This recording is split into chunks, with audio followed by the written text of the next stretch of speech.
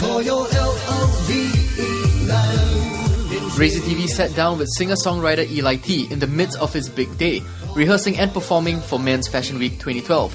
As the only Singaporean artist that performed at the event, Eli performed during the luxury brand MCM's segment, as well as the final performance at the after party. At 29, Eli T has just launched his debut album Revolt, which is his response to an industry that suggests he take on the Mandopop scene rather than face an uphill battle as an English artist. Revolt is basically my take on the music industry today.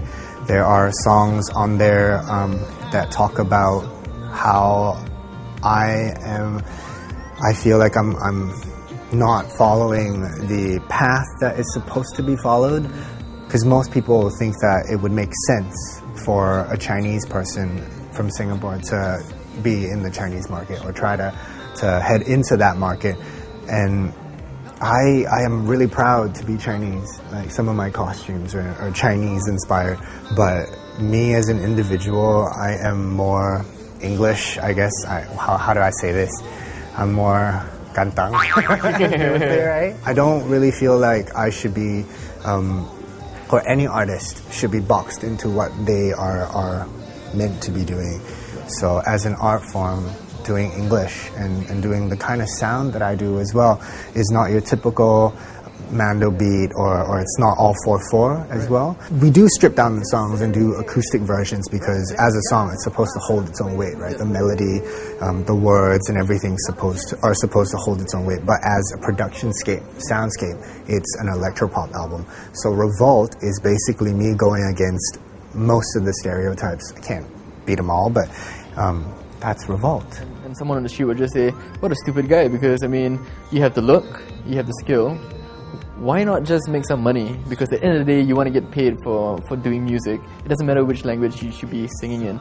And if you can do it in Mandarin, you're gonna get money. Why not? Well, okay, I will say that language is not an issue to me. Maybe one day I'll decide to do something in French, right? But the general or the larger picture here is that it's art to me. It's not just about the music, it's not just about the words, it's also about the presentation, it's the entire story, it's the costumes, it's the fashion, it's everything, it's art.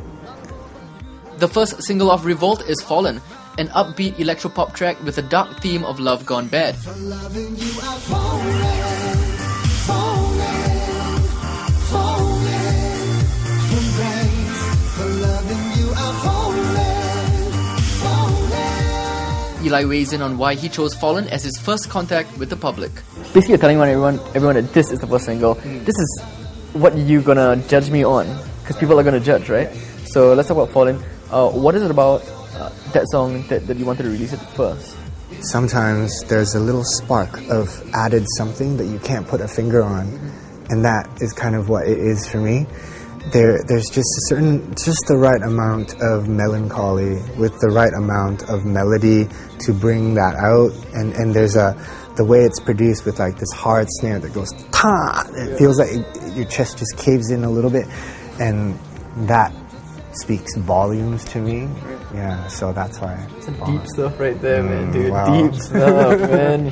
So the inspiration basically was love. Is there anyone special in your life that you wrote that song for, or was it like a breakup, or what is it about here? It was about the relationship. I wouldn't say I wrote it for that person. I would say I wrote it to have a release. It was cathartic.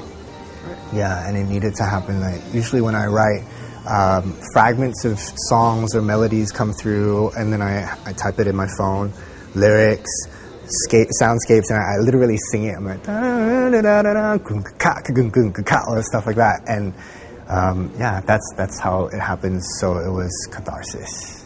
Having spent his late teenhood in Toronto, Canada, Eli began taking music seriously in university. At 22, Eli returned to Singapore for national service and sent off copies of his original work to record labels in the region. CEO of Southeast Asia EMI heard my tracks, and he pulled me into a affiliate label in Singapore. So right after I was done in the army, I got placed there to learn and to grow my craft. After the label, I left for a while because I was told to do Chinese music, and I was told that, you need to follow a certain route and stuff like that. And it wasn't really true to who I am. At 24, Eli wrote and produced with various acts including Singapore's Urban Exchange, and eventually co-produced a hit for Filipino singer Sarah Geronimo. We didn't even realize it was for her. And then we didn't even realize it was going to be a hit, right? We just put our own stamp on it. Next thing you know, it just went good.